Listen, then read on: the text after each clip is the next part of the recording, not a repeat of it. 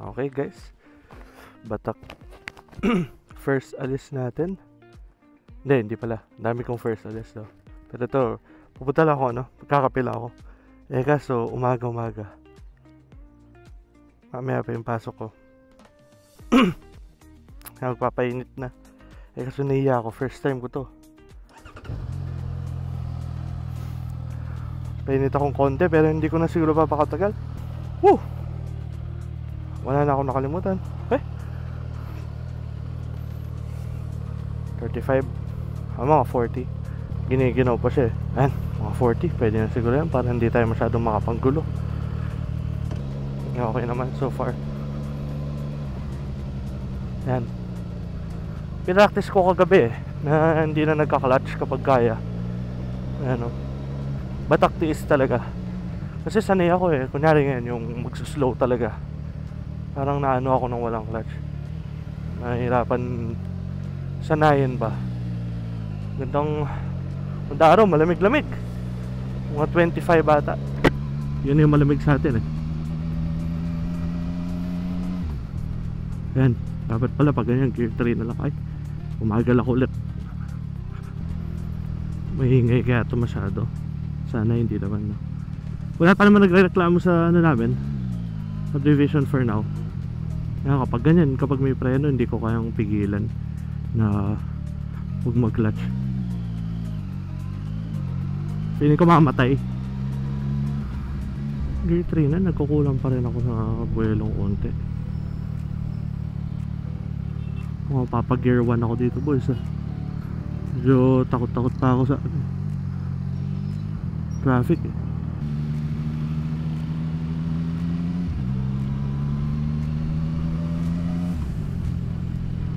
Punta tayo dito sa right.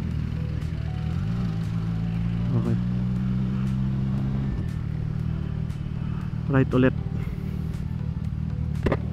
Taas nga muna ako ng visor. Init. Hindi naman pala mainit. Hindi mahangin.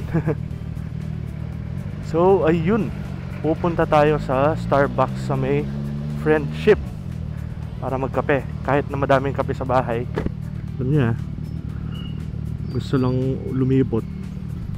Daming hubs. Kailangan ko mag-preto boys.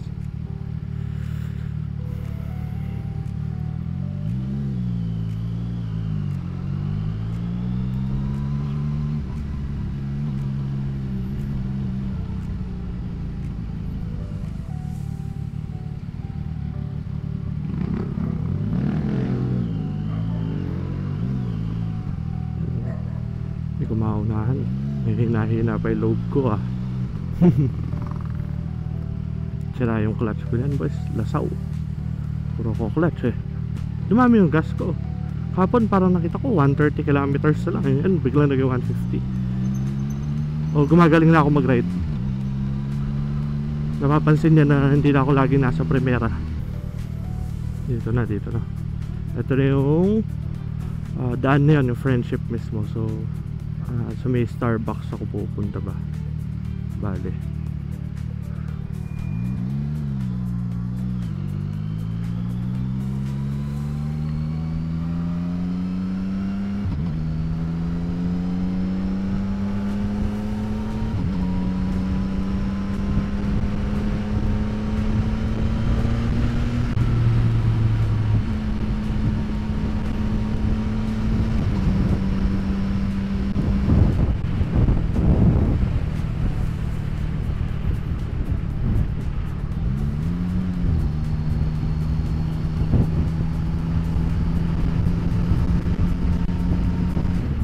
Lakas ng hangin. First time kumabot kasi ng ganyan kabilis.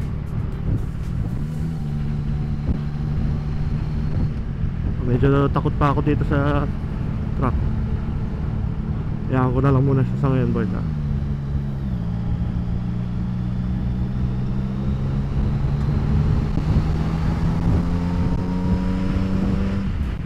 Ay! Nagka-clutch na naman ako.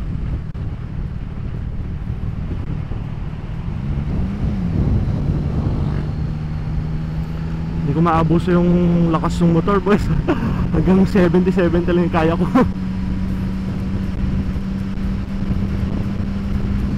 Medyo maingay pala yung helmet ko pag nakabukas yung vents.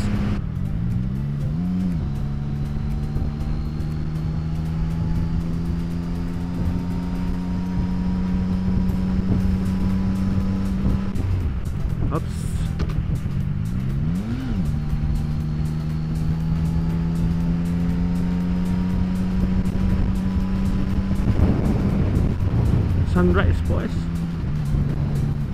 Are. Sakit sa kamay, boys. Are.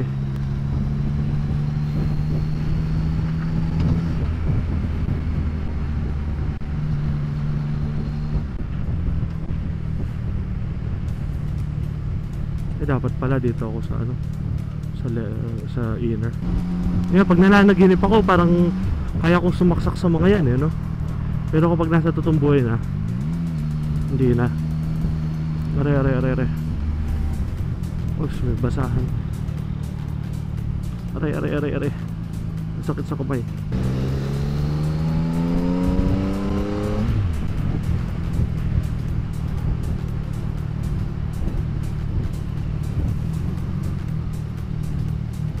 Hindi ko kaya lampasan to, boys. Takot ako. Lapit na ba ako?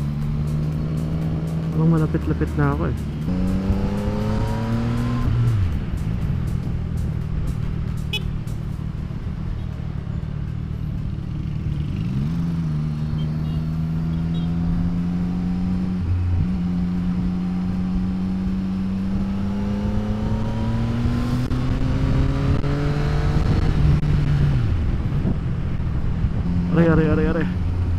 Are.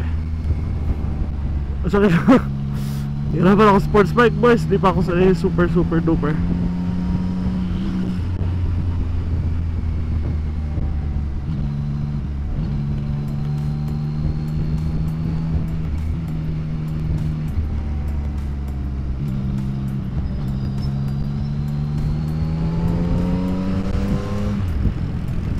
Di ako makapag free wheel. Di ako marunong.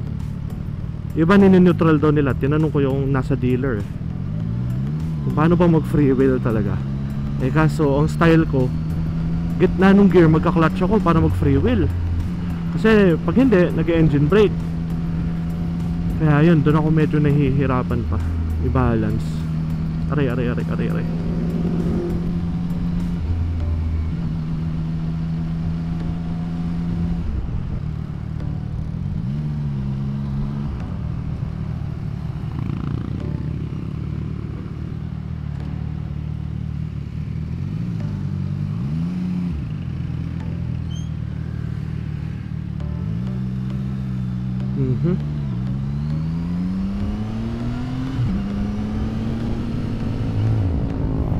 Lapit na ata ako sa ano. Ayan, Starbucks. Okay, I think dito na tayo, boys. Dito nag-work ang brother ko. Nag-work siya saglit. Ang tanong, naka-open na ba?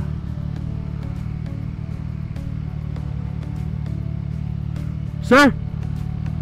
Okay na.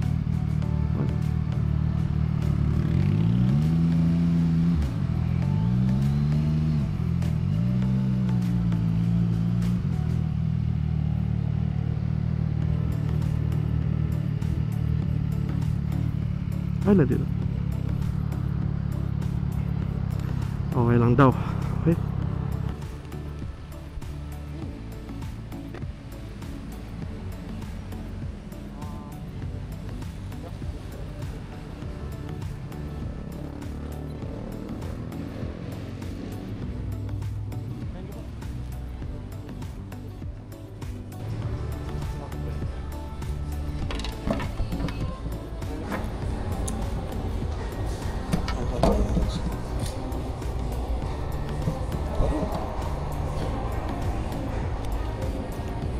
Napilim. Tanggalin ko yung ano. Masyado naman maliwanag. Di ba ako sanay nang nagsasagot sa camera sa public? Medyo nahihiya pa ako, boys. Kilala pa rin nila yung brother ko. Dahil nag-work siya dito. Kasi mabilis lang eh. Parang seasonal lang. Kasi gusto na mag-explore ng iba. Tagal ko na hindi nagigising ng umaga kasi yung shift ko 12. Kaya ayun parang naninibago ako sa madaling araw. Dapat pala ginawa ko na a day in the life. Tapos kunyari umaga ako nagigising. Tapos coffee. Tapos kain ako gulay, ganyan. Tapos batak work. Tapos yun na. Perfect day ba? Ayun yung mga day in the life na tatrabaho doon sila. Tapos ano naman, talagang work nila parang mga 80% kumakain lang ganyan. Okay boys, let's go.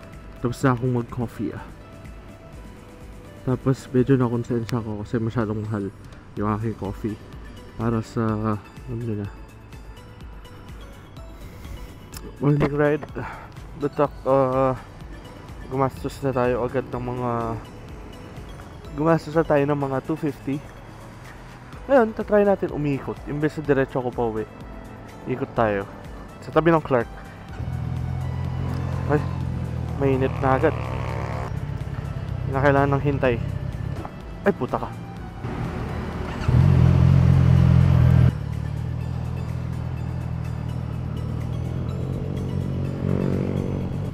Masyado ata mahangin no pag ganyan dahil binuksan ko yung vent sa harap dahil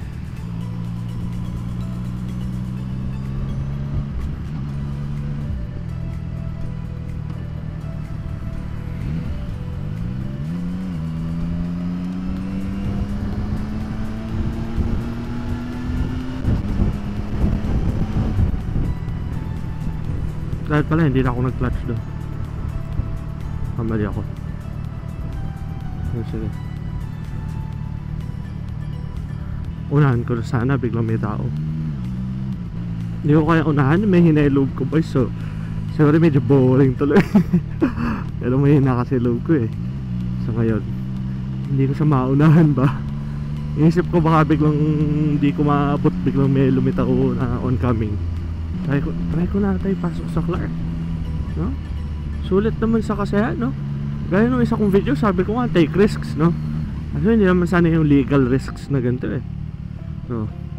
Take risk nga ako. Nasa kulungan naman ako boys. Wala rin baka ako yung ma-risk doon, yung puwet ko yung ma-risk doon boys. Ganda no? Tiyo mo, God road.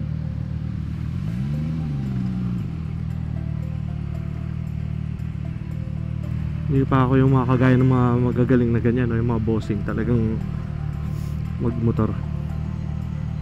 Kaso alam nyo na, medyo malaki yung atin boys, kaya mahirap siyang nililiko-liko. Tapos yung turning radius pa ng ng sports bike, ang ganda. Pero pinili ko kasi feeling ko pogi ako boys no? Medyo nakalimutan ko mag-isip dun sa partner naunang na alam mo tinatawag na form over function na tayo dun boys.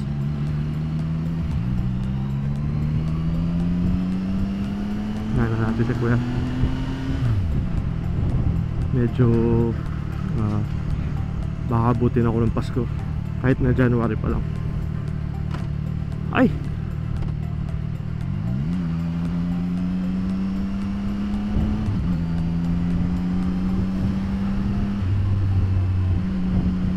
Uy! May pothole. Medyo nasisilaw ako mabagal mag-adjust yung ating tinatawag na photochromic lens. Feeling ko mas mahangin to sa inyo kasi binuksan ko yung vent sa harap. Sorry, i-check ko mamaya yung video tapos ibaba ako sakali. Pero iniisip ko, total nagkape na rin ako, mag-breakfast na rin ako sa McDo, no boys. Parang masarap yung ngayon yung sausage McMuffin o kaya big breakfast.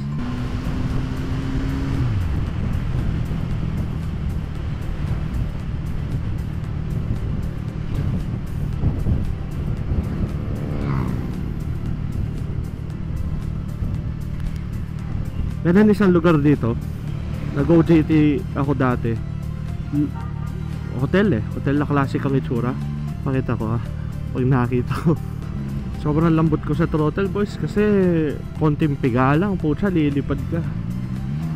Hindi ako kampante pa. Asan ba yung hotel na yun? Dito pa yun diretso pa ako. Hindi muna ako pa uwi, paikot tayo dito. Ayan. Ito itong hotel na to. Makita nyo. Pero maganda yung itsura yan napaka-classic yung itsura. Ayan Louis nga to. Kaso parang hindi ko na ako abandoned ba? Pero maganda.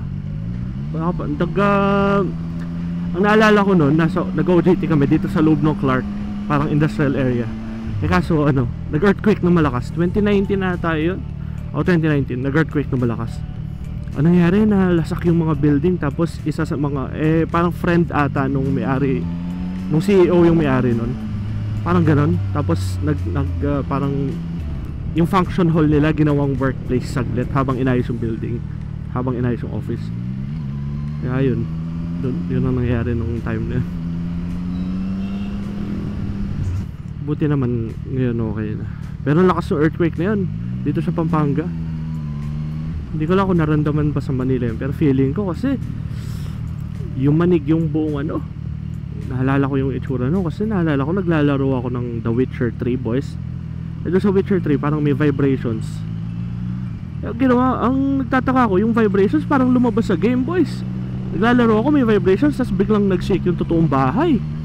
Pucha, earthquake na pala. Tapos ano siya, yung lakas niya parang hindi kayong makakatakbo, cover lang talaga. Noong time na yun sobrang lakas, hindi ka makatakbo kasi gumagalaw yung floor talaga. Ganda mong gumagalaw ang floor talaga.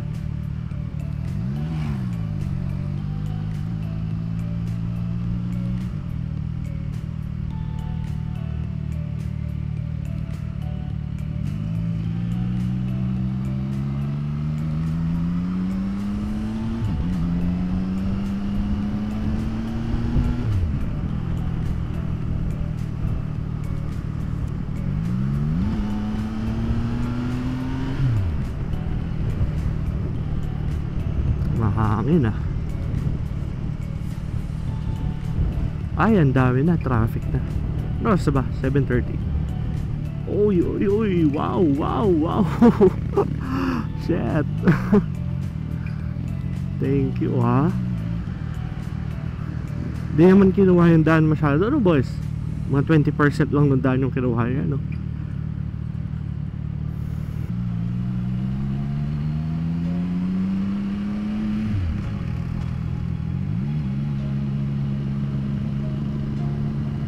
Pero wala rin plaka yun, no, yung isa. Talagang swertihan lang eh.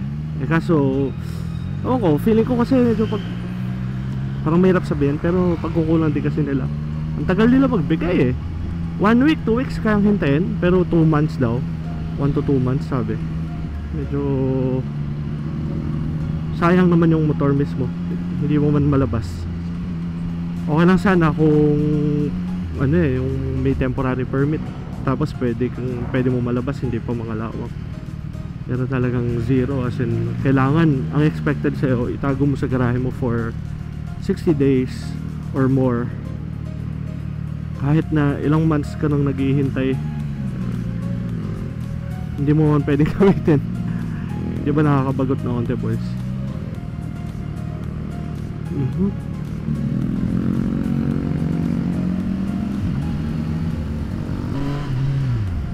Oh, traffic.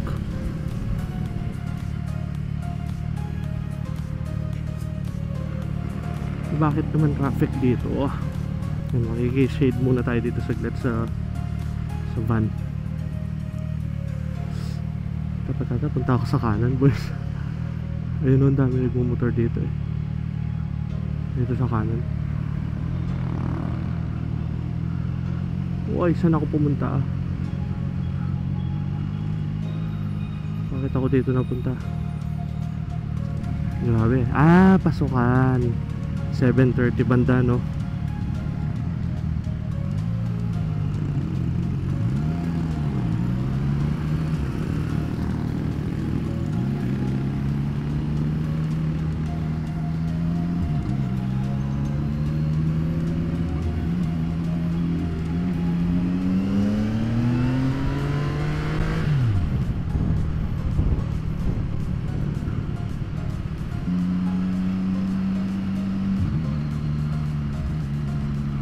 Ito yung Abacan Bridge boys.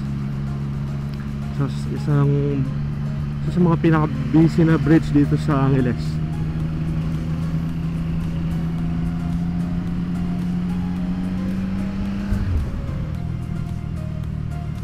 Ayun yung bridge.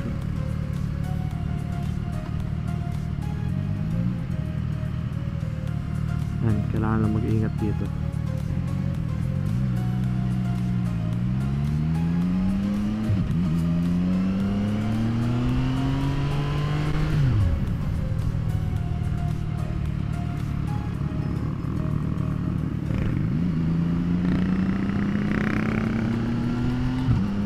Parang may nagalit ata sa likod ko dahil medyo magulo ako, boys.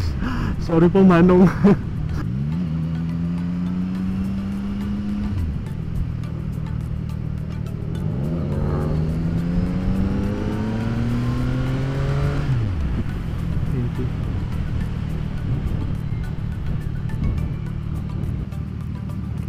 Aray.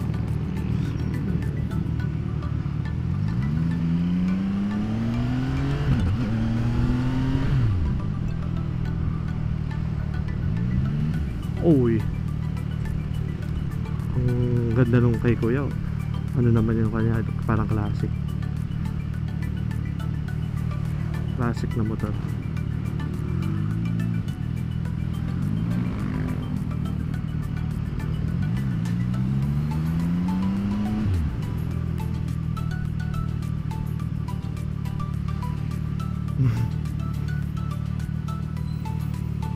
Di po. Sorry po. Hindi ko alam, parang malayo pa sila nung nakikita ko, malapit-lapit pa pala. Aw, yung clutch. Yung aking kamay. Ayan, dapat ba walang clutch talaga, boys. Ayan, walang clutch, oh. Hindi nga lang pwedeng pumagal. Pag pumagal ka, GG.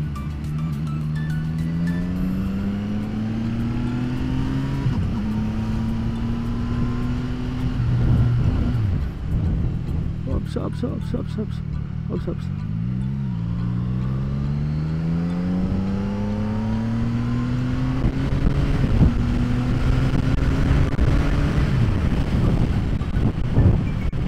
my gosh.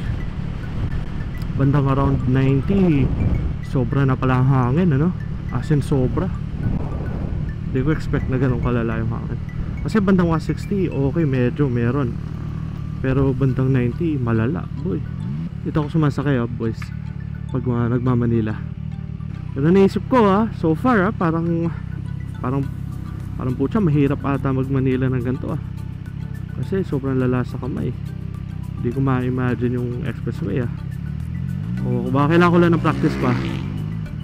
Hindi rin kasi ako sanay pa sa ngayon, mga kailan ba siya sa akin? Saturday, tapos nasa mga Wednesday ngayon. Wala pa mang 1 week sa akin. Pero namamanhid na yung kamay ko. At gana live, boys, namamanhid-manhid na yung kamay ko. Tapos nararanasan ko na yung pinapawisan sa ulo. Okay, ito pala yung challenges, no? Oops. Tapos yung mga nangunguha pa ng pwesto mo, no, na kuya. Ayan, wala nang clutch, oh. Kaso nga lang, nararamdaman ko yung engine brake talaga. Parang may certain speed, meron pumipigil ba, nararamdaman ko. Isa pa pala, hindi ko alam kung paano pa linisin to ng maayos, kasi masira ko naman yung wiring kapag nilinis ko. Aray, sakit kamay ko.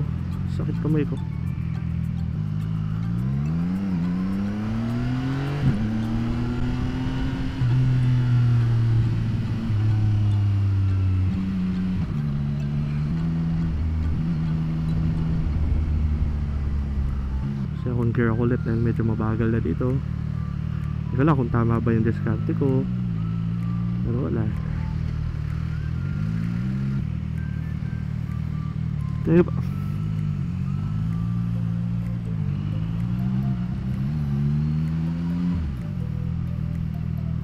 Aray. Kailangan ko magpahinga saglit. Masakit yung kamay ko. Lapit pa lang nun. Wala pa man ako isang oras nagmamanay ako din. Ano pa yung Manila? Buti naman, di pa ako namamatayan so far. So far, hindi pa ako namamatayan, boys. Achievement na yun in its own.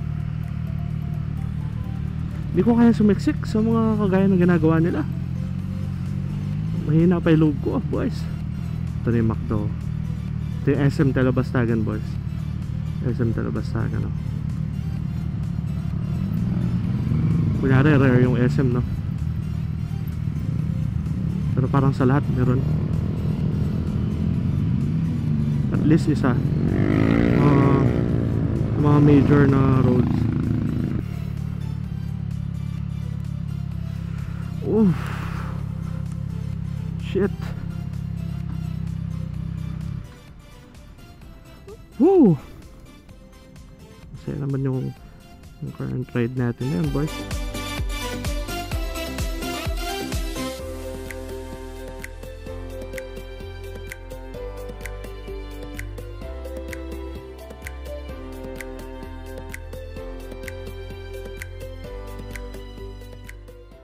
Okay boys, ayun. Nakabanat na tayo sa McDo sa ating Makas. Kanina nasa McDo ako, tinitignan ko yung motor. Isip ko, tama ba na nag-sport bike ako para sa pinaka ng bike ko? Kasi baka ma-turn off ako sa pagmamotor.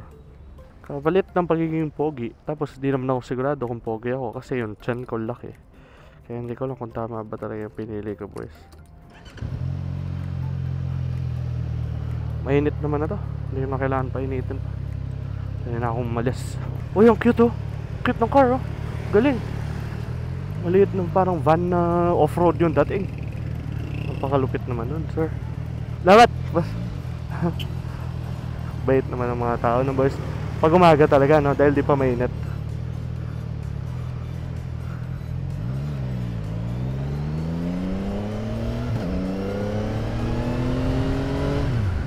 Ayun no, pag ganyan nagka-clutch na ako. Kasi parang parang ganun yung nakasanayan ko sa ano, sa manual na car. Sa bagay sa manual, ang style ko pala clutch. Tapos balik neutral dun sa manual. Tapos pag from there, pwede ka nang mag freewheeling talaga.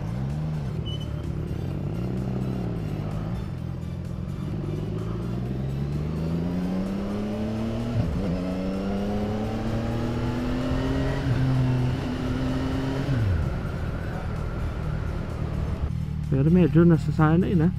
Masaya ako kasi medyo nasanay na ako. Ang sarap, boys! Legit!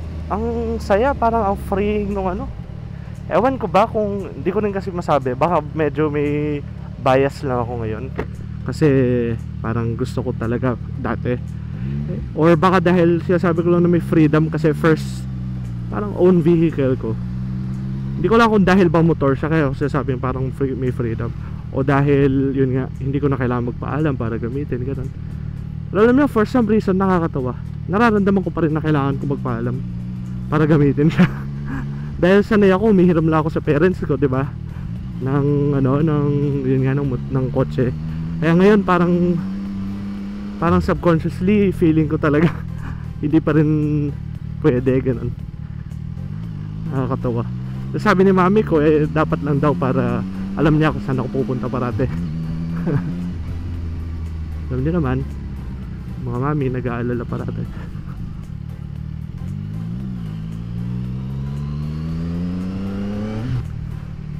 So yun lang. Salamat sa pagsama niyo sa aking pag-breakfast, boys.